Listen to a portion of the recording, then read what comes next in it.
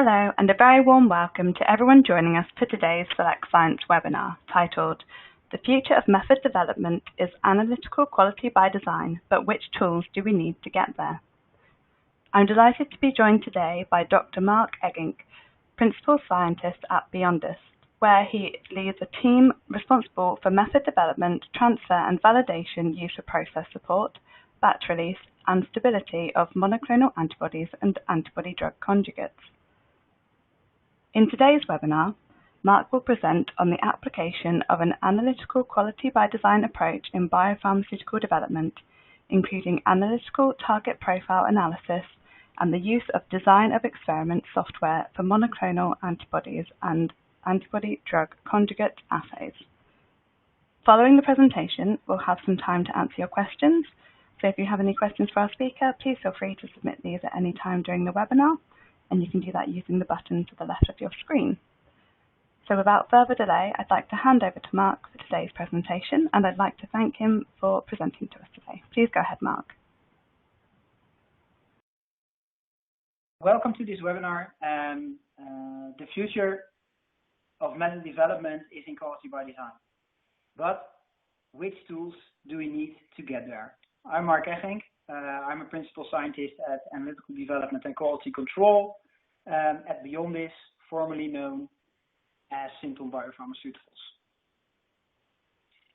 So for everybody who doesn't know Beyondist, Beyondist is an independent, privately owned Dutch biopharmaceutical R&D company, and we are creating innovative medicines targeting cancer and autoimmune diseases.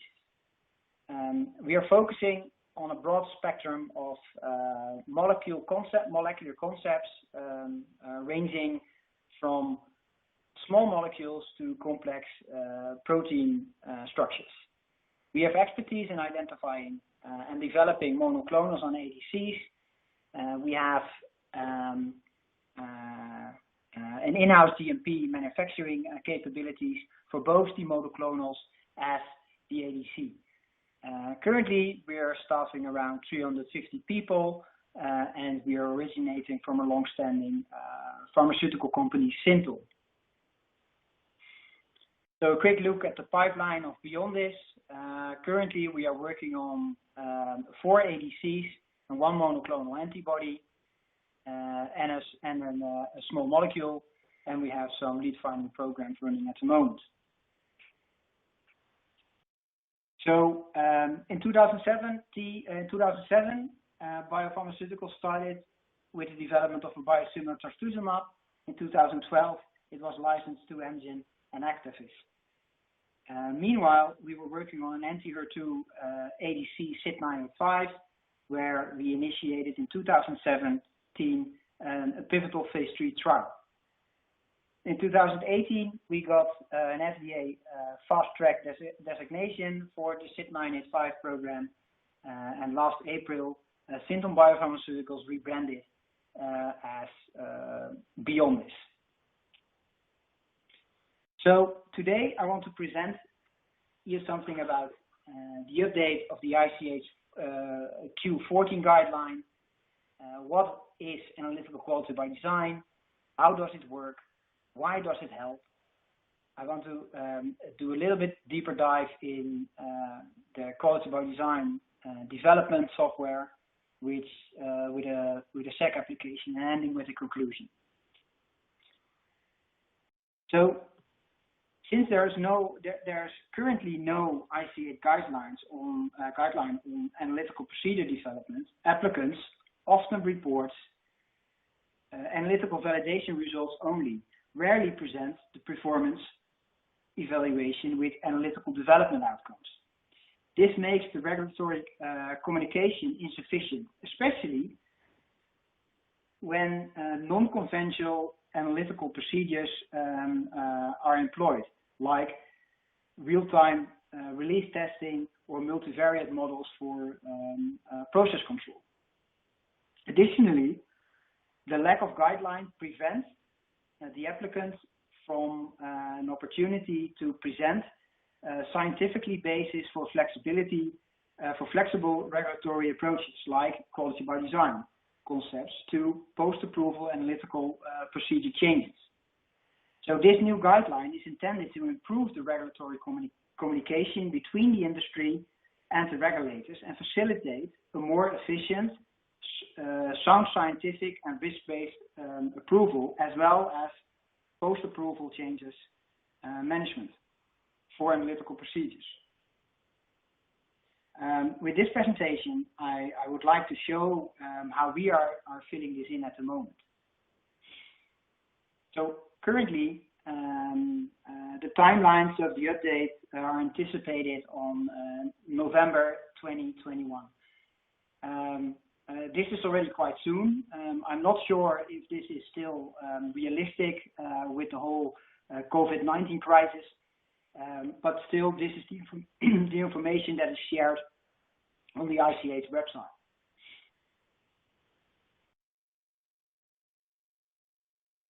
When we are requested to deliver an analytical method, we often start to develop using our knowledge, experience, analytical preference, or we are triggered by our own scientific interest. Therefore, methods can be focused on techniques instead of a targeted quality attribute of the product. So a SEC method is developed instead of a method to be able to quantify aggregates. You need to turn it around. Methods are often focused on historical methods. We always use the SEC method to determine aggregation. And mostly, methods are focused on perfect analytics. We tend to focus as analytical people on separation and resolution instead of the actual purpose of the method, which may be an easy, reproducible method in QC.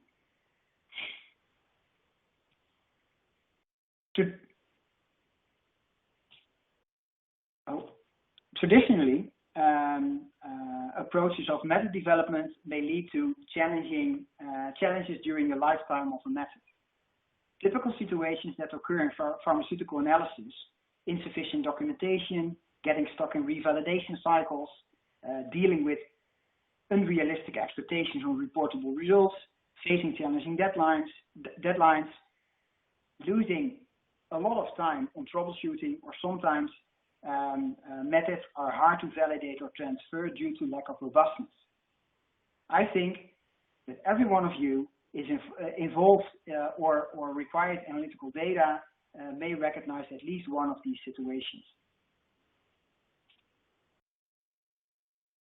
One thing all these examples I just shared had in common is that they are often initiated by insufficient communication about the purpose of the method. This can be visualized by the tree string cartoon.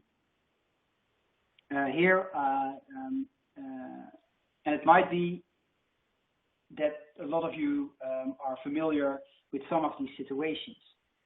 A lack of communication leads to a lack of understanding what the customer really needs.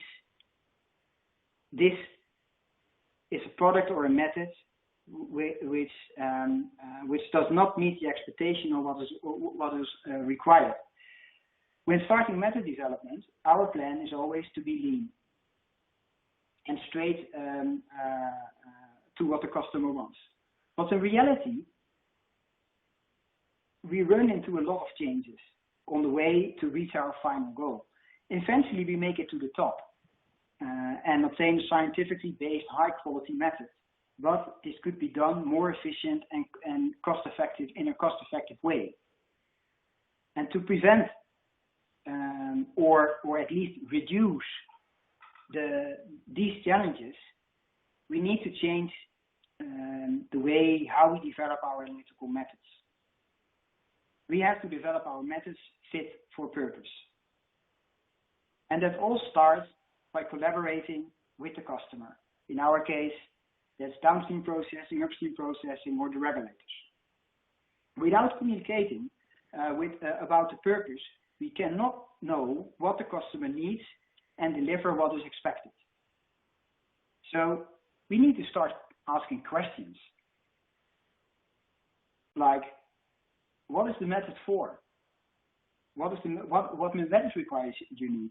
How precise, accurate it should be? How often are you going to use the method? We need to obtain all this information to draft the right picture together with the customer before we start, and make sure everyone sees and is aiming for the same purpose. An approach that enables these fit for purpose methods is analytical quality by design. So what is analytical quality by design? And how do we implement it? Quality by design is a systematic approach focused on sound science and quality risk management, which was originally defined in the process development groups. Here you can see a high-level flow that is incorporated in our common product and process development.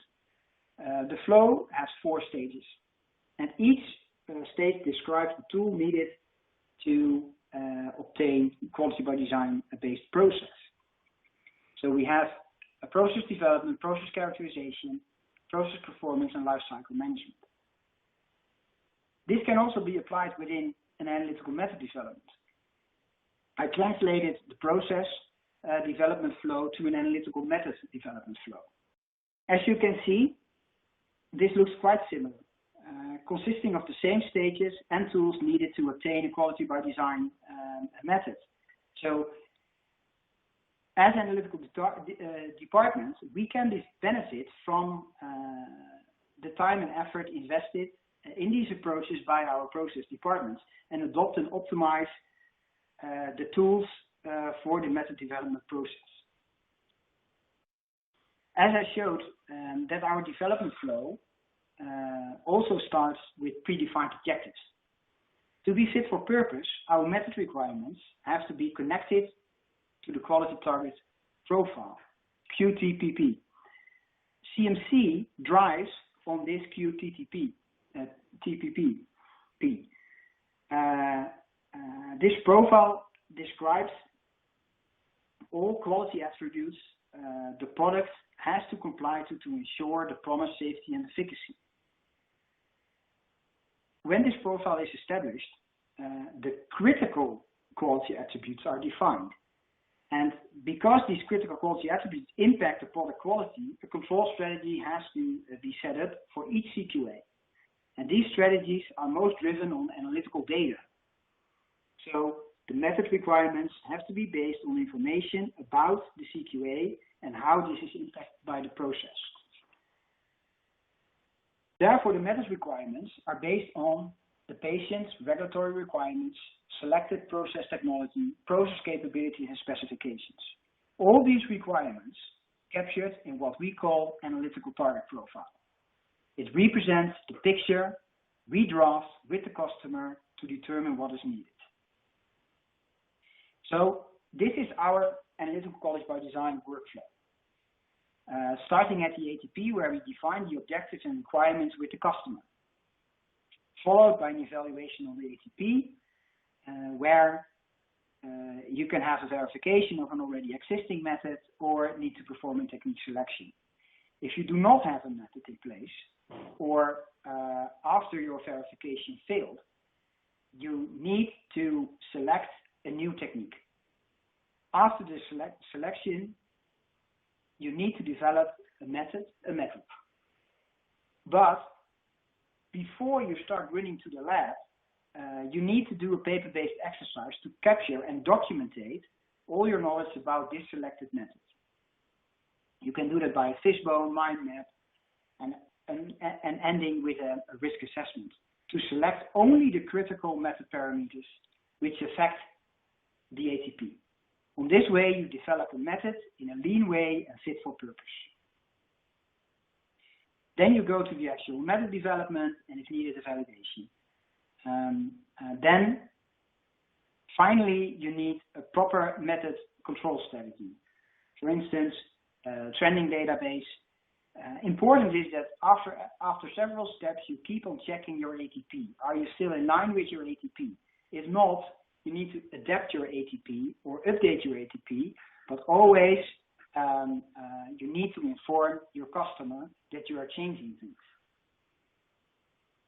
So today I only want to tip on 4 of the 6 boxes. So I show you a little bit from the ATP, the evaluation, technology selection, method development, and lifecycle management. The ATP defines the purpose of the test and the quality requirements for your reportable result needed by the customer. For us, this means that the defined purpose in the ATP determines the choices we make during the method development. We want to select the right analytics at the right time. When we have to deliver data in a research stage of the products, we want to have an easy and fast method that does not require high robustness or precision. But as we continue and move to a later stage of the product, and analysis have to be performed in a quality environment, we want to select an analytical technique with a high precision and robustness, a method that will last for years generating quality data, a method that is as strong as a castle. So from the ATP, we select the environment in which the method has to be built. So I cannot stress enough the benefits of the ATP. It's a handshake between the analytical department and the project. It gives a clear direction for method development, validation, and transfer. And the analytical quality by design approaches should result in a fewer invalid results, and at the end, it may allow flexibility in the future, operating within the proven acceptable range, as suggested in the ICH Q14. So here's an example of an ATP form which we use. We try to make it as simple as possible for the customer. So we have a lot of pull-down, drop-down menus in the Excel sheet where they easily can pick the choices and not have to think and do not give them too much options. It's built out of several sections. So we have a section A where the general information is put. We have a section B where we have the analytical requirements. Then we have a sign-off part where both the scientist and the requester are signing off, and it is a sort of timestamps that you can see every time when it's updated by whom it's done, and then it can be followed by a technique selection. So here you see a zoom in of the analytical ATP to a technology selection.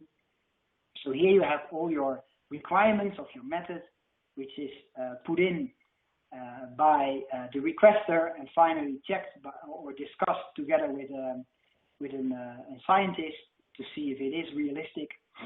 So if you look, for instance, this is an ATP for the CQA concentration. So we are looking for a method that can determine the protein concentration. So if you look at the range here, you can see that they're looking for a method from range from 1 to 60 milligram per ml. And then you are going to select techniques. I always advise you to at least select more than one technique, because otherwise you're always going to pick a technique you like. And you have always, as scientists, you always have your analytical preference. So for instance, if you always do chromatography, it is not that easy to step to, for instance, capillary electrophoresis. But please do that, because sometimes you see that listing these points, listing these requirements, that actually another method is much better fitting the purpose than the method you always choose. So in this case, we selected a solo VPE method because that has the most pluses for this specific purpose. So then I skip the critical method parameter, and then we go directly to the method development part. Our method development consists of different stages. We have a screening, an optimization, and a robustness. For this, we use design of experiments to pinpoint a rough estimation of the optimum. Then you can continue with this selected, with the selected critical parameters around the optimum determined in your screening. And then you can continue with your robustness testing to determine the process capabilities to conform your method operable design region, your motor. This is important because you have to know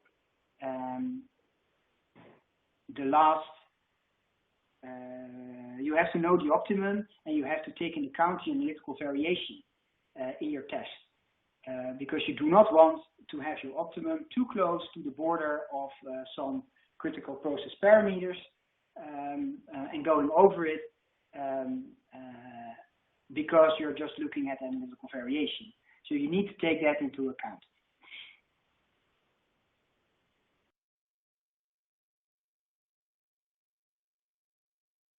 So for this exercise, we use quality by design software, which works along with the separation software, in our case Empower. This software is incorporated in many tools. We use this for many of our method developments, and you can use it for multiple methods.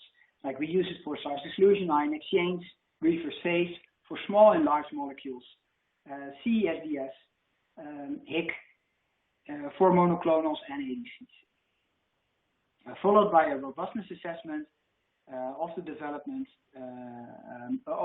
methods. This software generates experimental designs based on DOE. The software automatically builds in a design, in our case in Empower, and this is really a great advantage against other DOE packages like Minitab or JMP. Furthermore, it takes practical chromatographic choices when you are creating a DOE testing run. For instance, it's taking the column temperature into account to make a sequence with an increase in column temperature, because otherwise the sequence sets are taking far too long because you have a lot of waiting time. Other packages are not doing this. Then the data goes back to the software, you do your data analysis, and you can start modeling.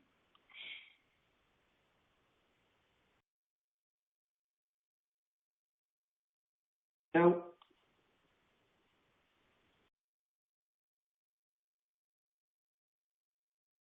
here. What I already mentioned is the software is creating and taking the best DOE models for testing setting, depending on the selected parameters and conditions. You select multiple factors determined in your critical parameter assessment, but if you run them all, depending on the amount of parameters and conditions, a lot of experiments needs to be performed. For that reason, you use statistical models, which reduce your runs significantly. The software is generating sequences for you with the combination, and you do not have to do this yourself. So the software is making the sequence sets. You can transfer it to Empower, which really saves you a lot of time, because you do not have to program all the methods yourself, because it are a lot, which I will show you in a bit. So here you see a screen where you can select your methods, parameters, and your variables. On the top, you can see the selection of the parameters, for instance, pH, buffer, temperature. In the middle, you can select the maximum ranges of your method. So you can add in your solvents, but you can also add your maximum allowed of the time you want to have for an analytical method. So for instance, you want to have a method of 30 minutes, then you put that as a maximum, and then the output will never be longer than this 30 minutes. So then we can start our screening setup. For the screening, you can use different columns, different suppliers, a wide range of parameters like buffers, pH, pHs. The setup, the different studies, the study variables like flow rate and salt solution percentages.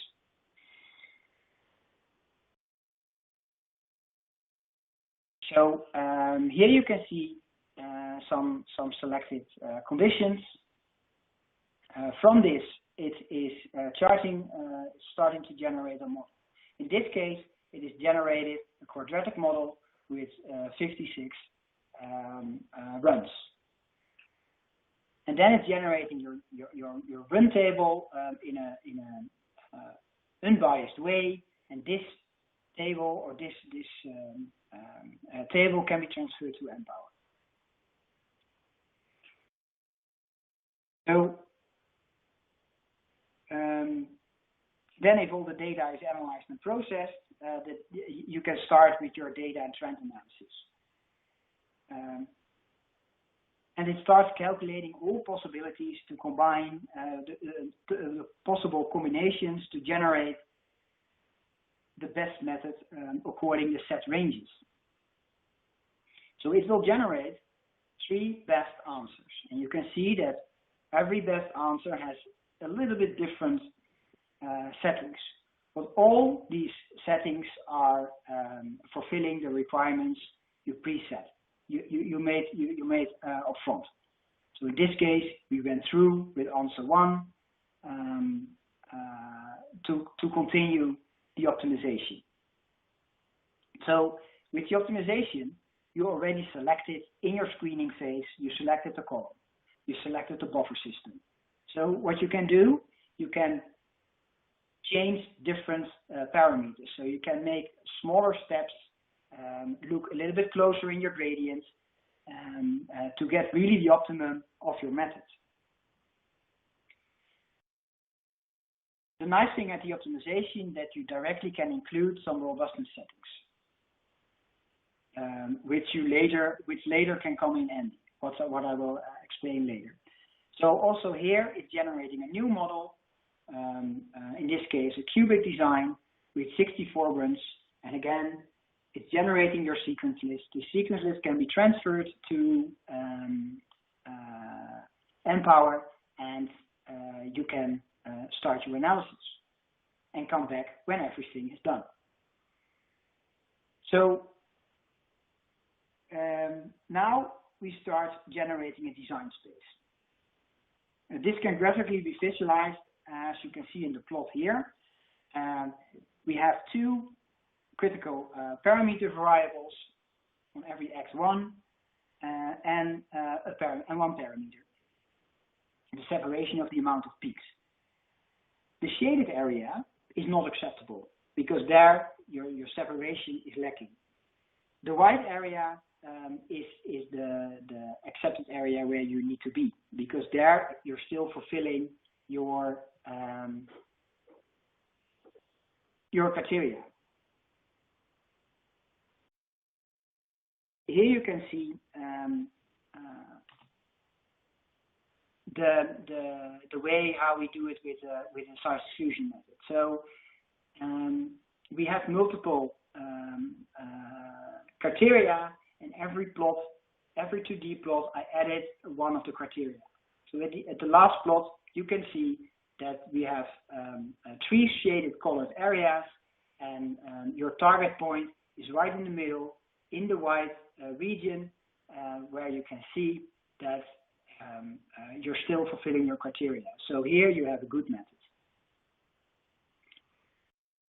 This was only for 2 parameters, but variables. But you can show, and you need to check every variable you checked. So the temperature, for instance, your buffer salt concentration, your pH, and all the targeted points should be preferably in the white region. So then we continue to the robustness. With the robustness, you try to stay, at least to predict or to add on your 3 sigma variation. Because it is normal variation you can encounter, and you do not want to be too close to your shaded area, what I already said, because you have to take into account your random variation in your method. The software is using there a Monte Carlo simulation for. So it is injecting in silico 10,000 injections, and then simulating the maximum expected variation you can have on one point. So how does this look? So here we have our best answer search with the 2D contour plot with the shaded areas. You're nicely in the middle, so you're still good. But if you are adding your Monte Carlo simulation, you can see that this white space is getting much smaller, and even you are with one of your points in a shaded area. This is not what you want. So what you can do here, you can pick up the box, shift the box a little bit more into the white region, so that you have maximum distance from all the shaded areas, and you can set your new method parameters. So it will change a little bit, and it's still fulfilling your criteria. Of course, it's a statistical model, so you always want to verify this. And this is also what you need to do. So we have here all the points, the 5 circles, the 5 points, and you are re-injecting with these settings in this case, your size exclusion method. And then you can see that all the injections are fulfilling the requirements you preset in front, and your reportable result is not affected that much, what it should. So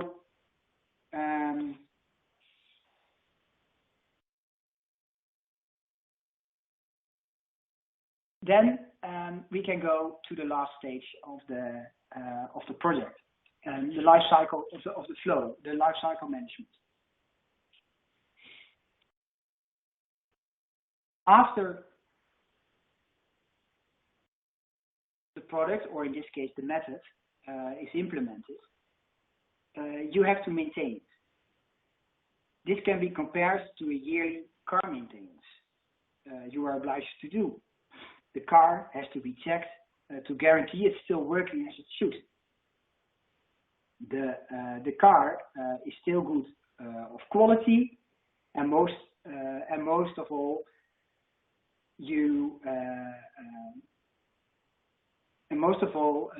is that you can use it without bringing yourself or somebody else in danger. This is the same with an analytical method. We need to maintain it to keep it fit for purpose and guarantee that the data quality, guarantee good data quality to keep the product safe for the patient. We do this with life cycle management. The maintenance cycle starts at the ATP. We have to verify if it is still fit for purpose, and we need to determine the real-life analytical error, improve the method if needed, and go back to the controlling of it. With this lifecycle management, together with the quality by design aligned analytical method, it is expected we will get regulatory flexibility in the future. By the method control strategy, we obtain, with this approach, we can go back to a stage where adjustments are required, instead of starting all over. This makes method improvements and the maintenance resource and cost efficient. Because it's expected that we, with the new regulatory guidelines, we will have the flexibility to make post-approval method changes. If the method is developed and controlled according to quality by design principles, we are allowed to adjust the method within the acceptable range, so within your model established in your development, and continue with the verification without revalidating or obliged to update your filing document. So for instance, you are allowed to change a column as long as it doesn't affect your design space or your reportable result, because you have proven that. So looking to this workflow and all the steps you have to take, I do get some questions, but what about platform methods? We also are using platform methods, and we changed, for this case, we changed the flow a little bit.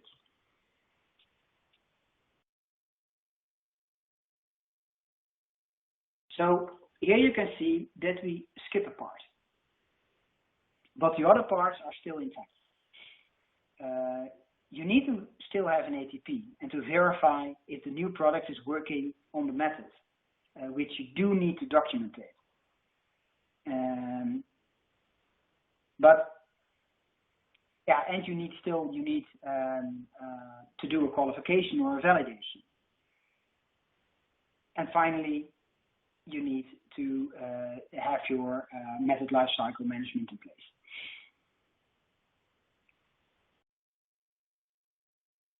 So in conclusion, analytical quality by design is a structured way of method lifecycle management, which finally should lead to a more flexibility in method changes, give more clarity to the organization, and importantly, the analytical department stays better in control of the method.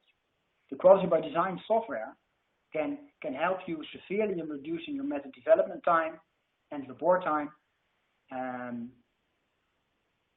And the QBD software really reduces our time to develop the method. So I think we are at least two to three times faster, and we spend a significantly amount less time on the lab. The statistical software tools can help you generate in your design space and especially show your robustness of the method. And it has a lot of additional in-depth statistical tools, for instance, looking at interaction effects between all the parameters. And finally, maintaining and controlling your methods. Post-approval method changes could go much faster, but key is keep on documenting it, because that you need to do. You have to show that you are in control. I would like to thank Robin Tebus, who generated most of the data, and especially Eline van den Berg, who is leading the implementation and enrollment of the whole QBD workflow in the company. Kari Senger, who helped us and still helping us with installing this analytical quality by design workflow, and David Lascaux from Waters, who gave me the opportunity to present it. So thank you for listening to this presentation, and if you have any questions, I'm happy to answer these. Thank you very much, Mark, for today's informative presentation. It's now time for our question and answer session. So if you do have any other questions, please feel free to submit these now using the button to the left of your screen. The first question that we have here, what Quality by Design software was used? DryLab, Fusion, or something else? We are using Fusion for this. Thank you. The next question we have here, along with the pending ICH Q14 for post-approval change flexibility, are you also using ICH Q12? Depending, because ICH Q14 is still pending, we cannot use this right now. So for changing analytical methods, we do not have that much flexibility. So you cannot just change an analytical method post-change. Then you need to file a change. We are using the Fusion software for this, which works in our case very nice. Thank you, Mark. The next question. What is the time period to revalidate the analytical method? You start revalidating a method when it's not working properly. And if you generate bad quality data or having a lot of issues with the method, you need to change the method. And if you change the method, then you need to revalidate. And that is how it works currently. With the new guideline, you can have preferably some flexibility if you still are keeping in your design space and if you're still fulfilling your ATP. Thank you. The next question we have, could you clarify the difference between method design space and method robustness? How do you report method parameters if you want to include design space? The robustness is typically a little bit smaller. So the parameters you choose to check your robustness should be in your design space. So your design space is the whole white area that I showed, and that is the space where you can move around. Typically, with the robustness of your assay, in principle, indeed, the whole white space is a robust space. You should be there, but you should take into account that you are not coming too close to the borders because you could get issues. So you want to always be on the safe side. Thank you. The next question is, how many parameters can be changed or modified per one run? I don't know exactly by heart, but you can change quite a lot of parameters in your model. The only disadvantage is or advice is keep changing only the critical ones. So not everything, because your model, your DOE model is getting quite big, where you have to do a lot of runs. You can make it as big as you want, but you also have to ask yourself the question, the parameters that I change, is that really necessary? Or should I really take that much parameters? So, or parts. So yeah, be pragmatic in that. Thank you. In method development, can we not do robustness testing and instead be sure of method robustness from optimization? Yes and no.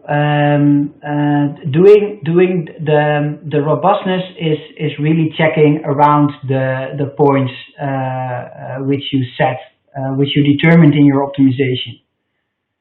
So you do need to check it once more. So the robustness exercise is really verifying your design space with actual injections. The optimization is built up from a design of experiment, which is also a lot of statistical calculations behind. It's always good to to really verify and prove that the data is okay. Furthermore, the optimization, you do not perform your Monte Carlo simulation. That's what you do in the robustness part.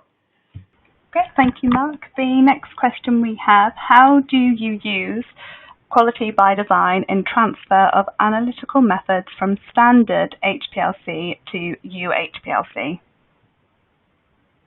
In theory, when you set your criteria in your design space and you change your equipment and your criteria are still valid, or your reportable result is still the same and falling within your design space, I think then you have a good case to change your method from a UPLC or from an HPLC to a UPLC or vice versa. Thank you, Mark. The next question, what is the best strategy for method monitoring in QC to make sure the method continues to meet its ATP requirements? Trending. Trend your data, monitor your data, determine your variance of the assay. I think that you need to build up historical data to show what the performance is of your assay. It could be that methods are drifting, or if you have some jump in your data.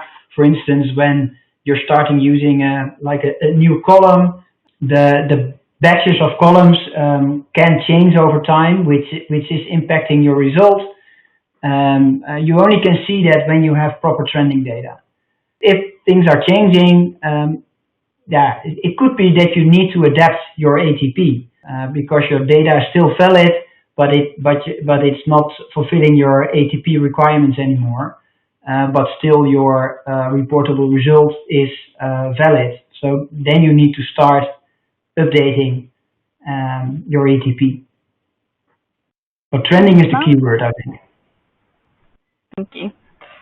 The next question, if quality by design is followed, what about validation?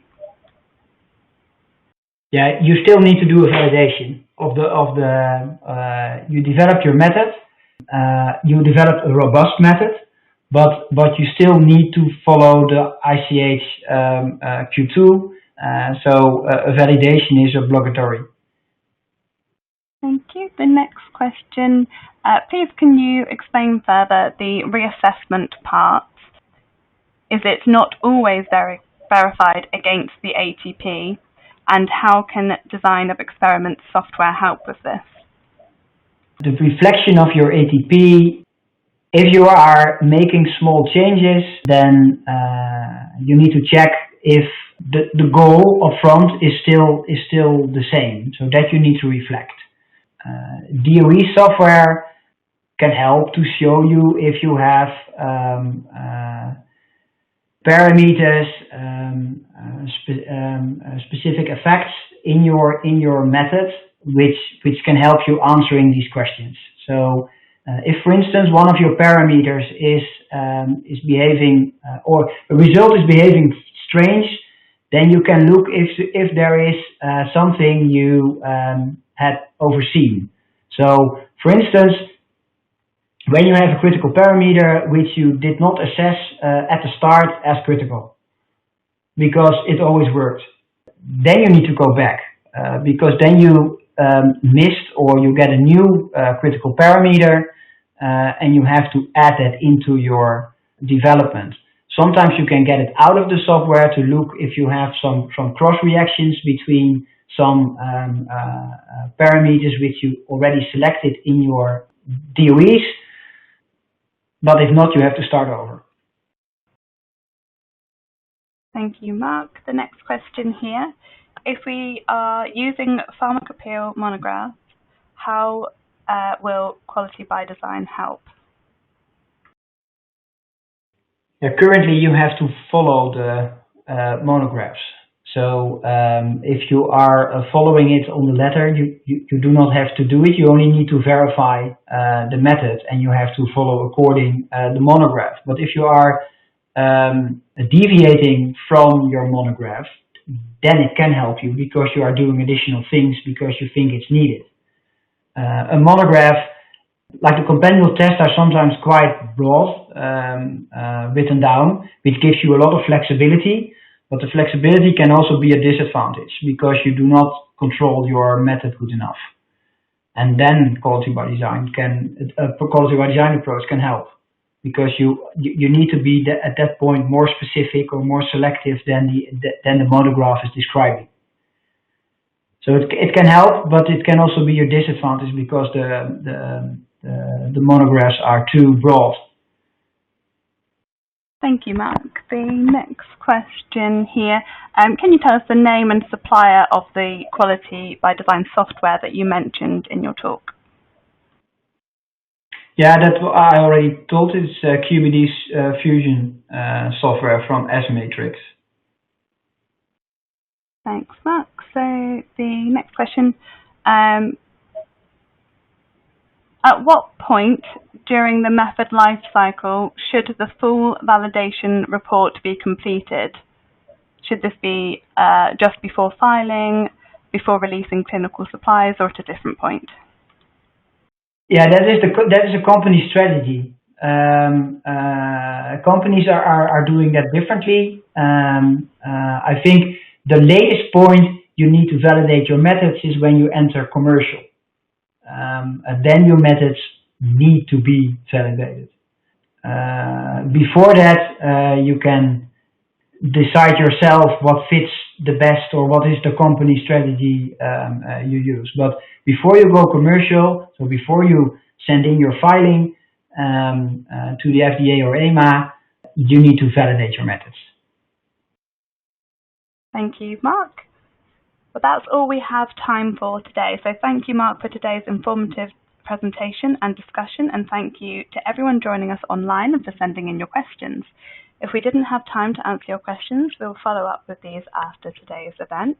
And if you do have any other questions, please feel free to email me at editor@selectscience.net, and I will follow up with these questions. Remember, you can also download a certificate of attendance in the related resources tab to the left of your screen. And if you'd like to listen to today's webinar again or to invite someone else to listen, it will be available to watch on demand in a few days' time. So goodbye, and thank you once again for joining us.